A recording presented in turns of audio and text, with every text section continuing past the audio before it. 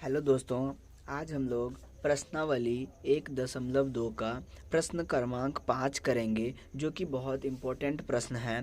प्रश्न एग्जाम में पूछा जाता है, जांच कीजिए कि किसी प्राकृत संख्या n के लिए 6n अंक 0 पर समाप्त हो सकती है या नहीं। ठीक है, हो सकती है या नहीं, इसे हम लोगों को जांच करना है। बड़ा ही सिंपल फंडा है इसका। चलिए हम लोग इसको सॉल्व करते हैं। तो सबसे पहले लिखेंगे हम लोग हल और लिखेंगे 6n का अभाज्य गुणनखंड करने पर सीधा सीधा जो चीज़ आपको यहाँ पे दी जाएंगी ना, बस उसका आपको अभाज्य गुणनखंड कर लेना है। तो लिखेंगे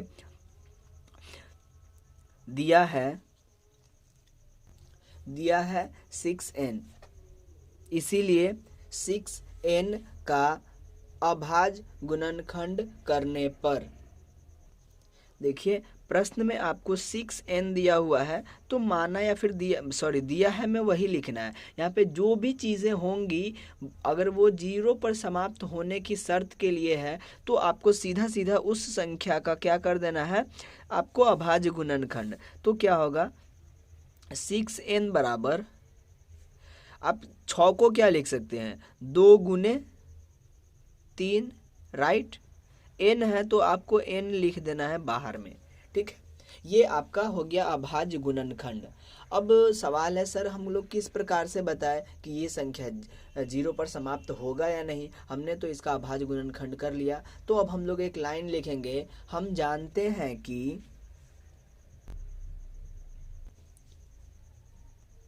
किसी प्राकृत संख्या के लिए,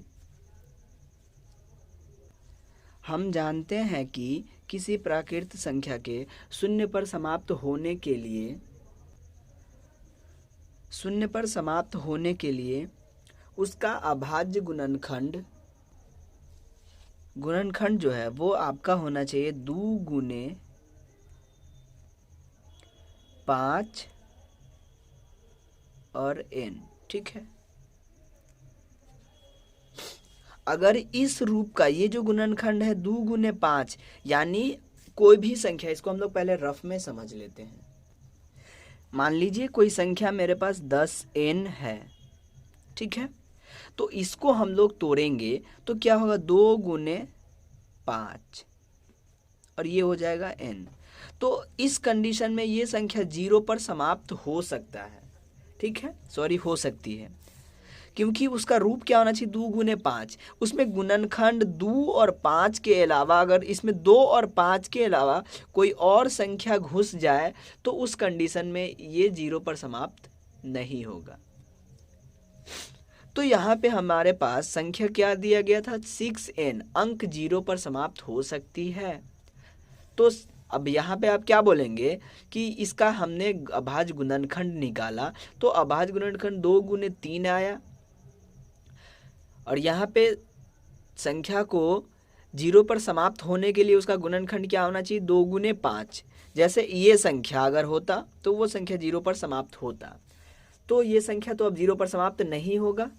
आपने इसको अच्छे से समझ लिया है, क्योंकि जब संख्या 2 गुने 5 इंटू n के रूप का होगा तभी वो संख्या जाके आपका 0 पर समाप्त होगा।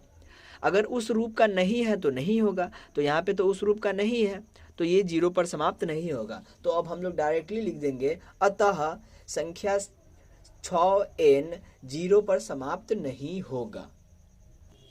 अतः 6n 0 पर समाप्त नहीं हो सकता है। इस प्रकार से इस प्रश्न को हम लोग सॉल्व करते हैं। ये प्रश्न भी एग्ज़ाम में पूछ लिया जाता है, क्योंकि ये एक काफ़ी एक्सपीरियंस वाले क्वेश्चन में आते हैं, इसीलिए इसको पूछ लिया जाता है। बट ये बहुत सिंपल सा क्वेश्चन है, बस अगर उसको हम लोग तोड़ेंगे, यहाँ पे जो भी चीज़ें दी होंगी इसको हम लोग तोड़ेंगे, अगर 2 और 5 के अलावा किसी और संख्या अगर उसमें आ जाता है तो वो संख्या 0 पर समाप्त नहीं होगा। अगर वो 2 और 5 के फॉर्म में है तो वो होगा। जैसे अगर 2 का स्क्वायर में भी रहा, 5 का स्क्वायर, मतलब जैसे अगर वो कोई संख्या है जिसका ये आ गया 5 का 3, मतलब ऐसी कंडीशन में आ गया, तब भी वो संख्या 0 पर समाप्त होगा। 2 और 5 का घात कुछ भी हो, 2 और 5 हो, उसके अलावा कोई और संख्या ना हो तो वो 0 पर समाप्त होगा। और 2 और 5 के अलावा यहाँ पे कुछ और आ जाए तो वो संख्या 0 पर समाप्त नहीं होगा। बस इतना याद रखना है, और वो थोड़ी सी भाषा है वो आपको लिख लेना है।